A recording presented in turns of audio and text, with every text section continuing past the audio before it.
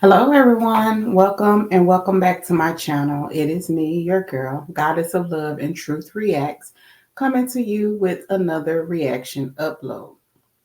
Welcome and welcome back to the channel. If this is your first time joining us, welcome to the channel. Be sure to click that subscribe button, click that bell notification for all so that you never miss a video upload. And for the returning subscribers and viewers, thank you guys again for joining us. Thank you for your continuous support. It is truly and greatly appreciated. So today we're going to get right into it. Going to react to this interview on News Nation. A lot of people kept saying that the Kim Porter memoir was not real and that it was made up. And I believed the man. I believed it, especially once I saw his interview. And then once I read the book, his interview is on Law and Crime. And then I also have the interview on my channel as well. So if you look back through the videos, you'll be able to find that also. But once I saw his interview, I believed him. And it's sad that a lot of people, a lot of Black people just didn't want to believe him because he was white. Like, it made no difference if the publisher or the author was white, Black, Hispanic, whatever. Like, what difference does your race make? If someone gave him the drive and the memoir for him to publish it, then it is what it is. Now, this same man that News Nation is going to interview, I saw a clip of him and a woman yesterday, I believe it's his attorney, where they were leaving the grand jury. And the attorney mentioned that they're going to get that book back published on Amazon. And that was just a rough draft of it, but it's more to it. And even the author, the man that published the book, Todd, he said that was not all of it. He said that was a rough draft. He also said that they told him that they only wanted to release so much of it first, and then they'll release all of it afterwards, just like some of the names are marked out of the book. They did that intentionally because they didn't want to put some of the names out there because they knew that they had to speak with the grand jury. He mentioned that. He mentioned that they was working with the FBI and that they had also gave them the information. So I did read that book on my Goodreads Book Crew channel. I read it from beginning to end. It's 4 different videos, so it's part 1 through 4.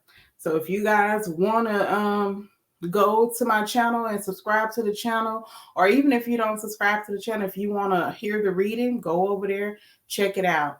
But what we're going to do now is we're going to listen to his interview with News Nation. Let's get into it.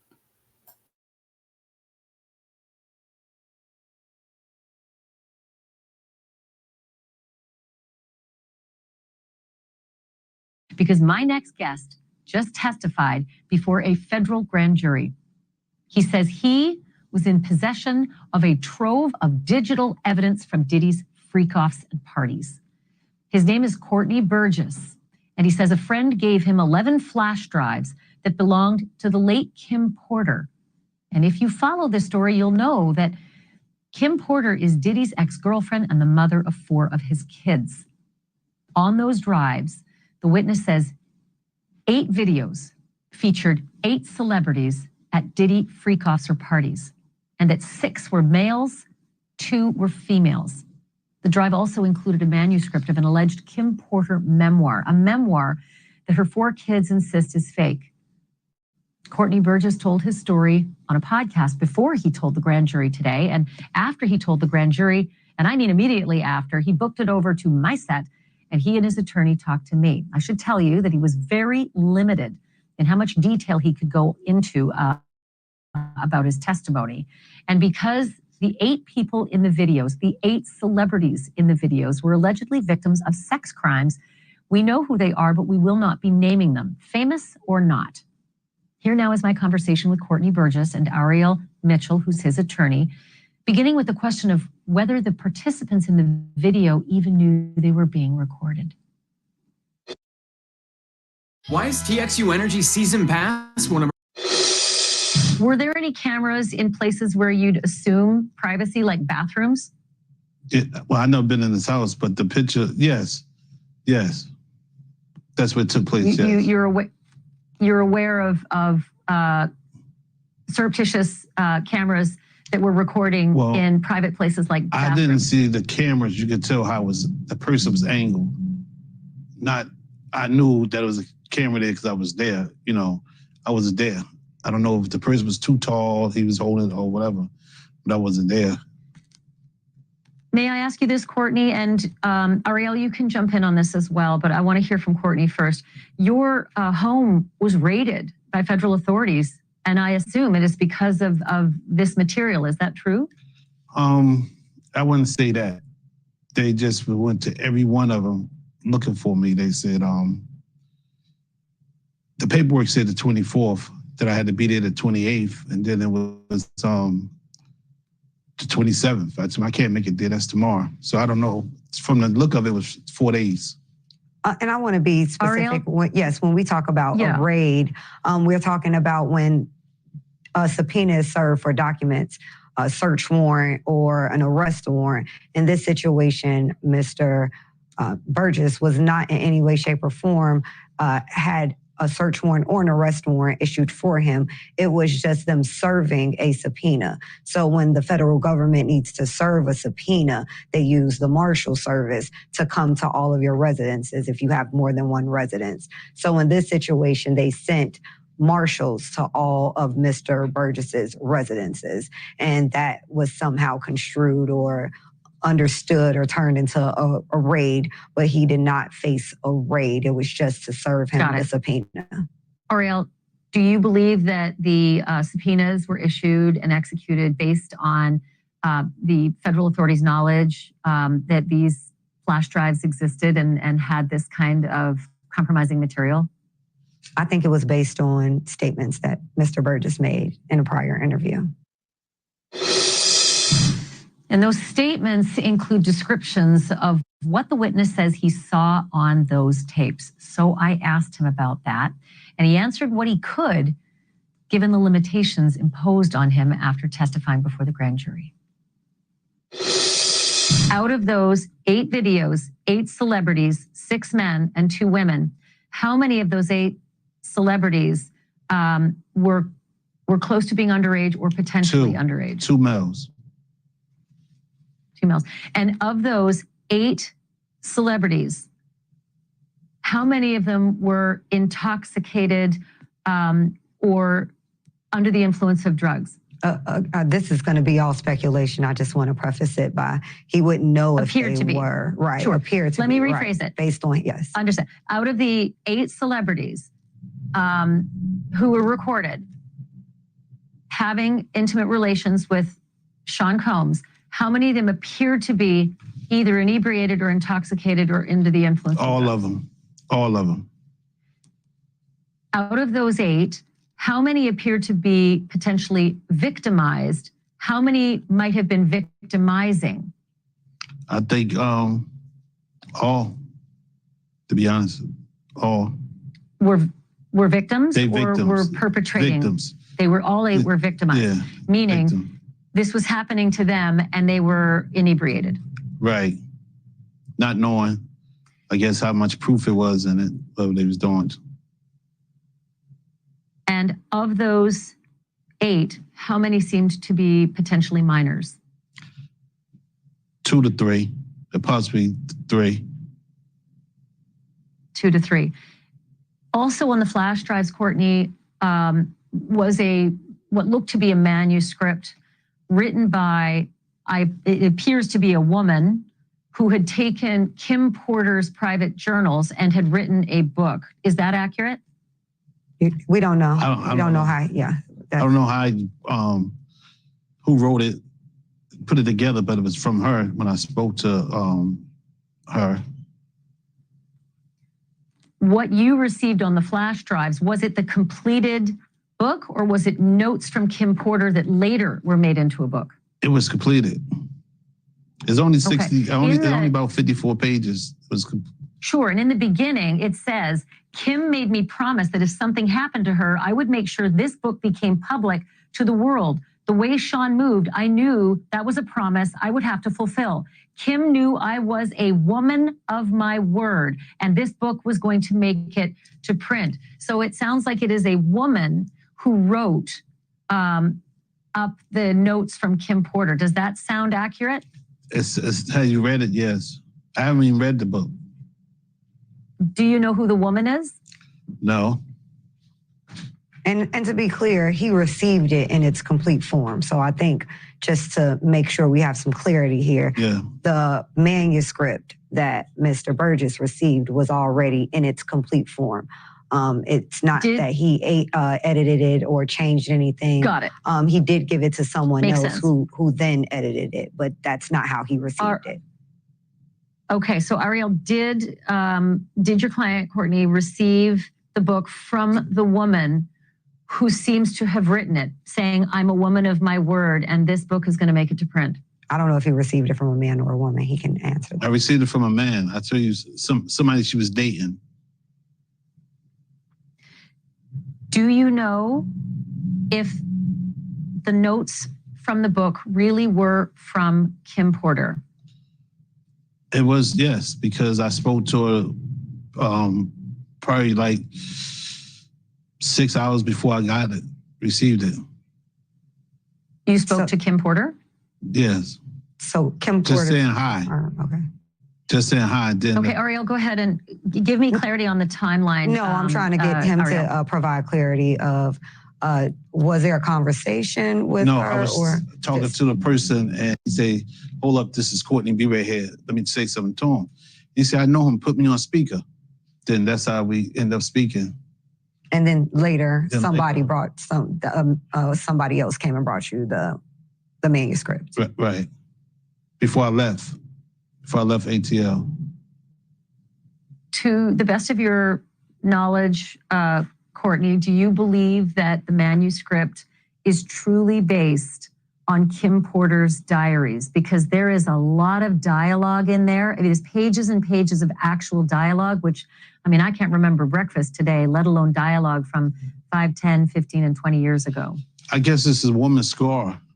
You understand? Maybe, what she been through. It's, I'm not a woman, so I'm just going by how I got female friends and relatives. They always come to the house scoring because what went on in their relationship. And when you score, you can't forget it. Important to stop down here for a moment and note again that Sean Combs is accused. He has not been convicted of any crimes. And so far, everything against him is an allegation until it is proven in a court of law and a jury either decides or he decides to sign a plea deal to any of these crimes. But at this point in the story, Sean Combs is not guilty of any crimes. He is currently under indictment. He is currently being held on bail. But if you're at all curious about how Courtney Burgess feels about Diddy today, I asked him about that too. And here's what he had to say. Your lawyer just said, the story the tapes tell are the story of Diddy from the last several decades. And I know that you've known Diddy for a very long time. Can you describe what that story is based on what you now know to be true, the last several decades of Diddy's behavior and the reason he's now sitting in lockup? I think I've been doing it for 35 years. I think we probably entered the music business at the same time. He entered with Uptown, I entered into Big Beat, Atlantic. At the time, I guess he was ambitious. He was then from ambitious went to doing anything, and then from doing anything to didn't care about nobody, who he could beat, and then he ended up turning into Lucifer. Today, I'm looking at him. I know y'all call him Diddy or Puffy. I call him Lucifer.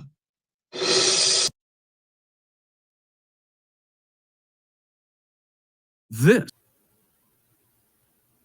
All right, you guys. So that's the end of the interview there. So I'm kind of confused a little bit because at one point they mentioned that, yes, those are the words from the memoir. And then he turned around and said he doesn't know because he didn't read the book. Then he said that he spoke with her and she said, "You spoke with Kim?" And he said, "Yes." So apparently he been knowing this all this time. He's one of the people that's been knowing this all this time. He just never came forward with it. I was hoping they would have asked him why he never came forward. But you hear what he called Diddy? Lucifer. That he is, child. That he is. But you guys, I'm not gonna hold you up. Just wanted to bring you guys this interview. So it looks like Todd, the author, was not lying that one of Kim's friends did supply her. So supply him with the video. So he spoke about Kim as well as another young lady. So maybe the other young lady is the one who gave Todd the well, no, I think he said that he gave the author. I'm gonna have to watch it back. This was my first time watching it when I watched it here as I'm reacting to it. I think he said that he gave it to the author. But I know Todd, he didn't say whether it was male or female. He said he couldn't reveal his source of who gave it to him.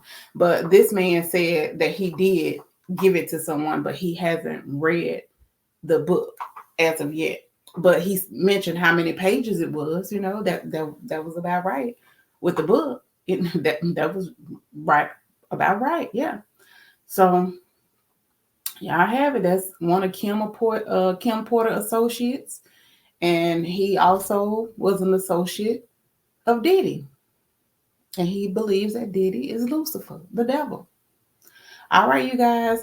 Thank you for tuning in.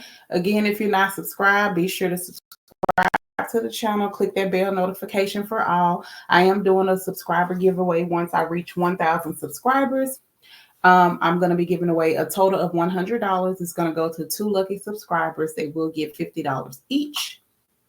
So share the video with your family and friends. Make sure you like the video as well so that we can get in the algorithm and remain in the algorithm for YouTube.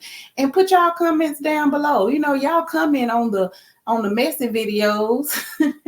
I want y'all to comment on all of the videos. Let's not just be on the mess. I know sometimes that's what people like is the mess, because I have a good vibes only channel and it doesn't get as many views as this channel. I really didn't want to do this type of channel, but hey, it is what it is. But I'm not gonna keep it strictly with mess or whatever. I try not to do mess, but if it's something that I feel like is importance where I feel like it should be displayed or that I should, review it or comment on it, then I'm gonna do it. But like that video I did about Trina Braxton and her husband, that video got over 20,000 views and a lot of comments. I think it's probably over 1,000 comments. I don't even remember. But thank you guys. I still appreciate y'all. I just want y'all to interact with me. Comment, leave your comments down below in the comment section. Interact with me and everybody else and like the video and share the video and subscribe to the channel. I sound like them young people when they be doing their intros and outros. All right, you guys, thank you again for tuning in. And as we say before we leave, love, peace, and hair grease. Smooches. Bye-bye. Have a wonderful rest of your Friday and have an amazing weekend. Thank you guys for tuning in. And if you haven't seen my upload on my review of the Megan Thee Stallion documentary that was released on last night, go check out my review. I didn't play any of it. If you want to see her documentary, it was released on Amazon Prime. So go over to Amazon Prime Video so you can check out her documentary. It was a great documentary, and get your tissue ready because you will be crying. All right, you guys, have a wonderful weekend. Bye-bye.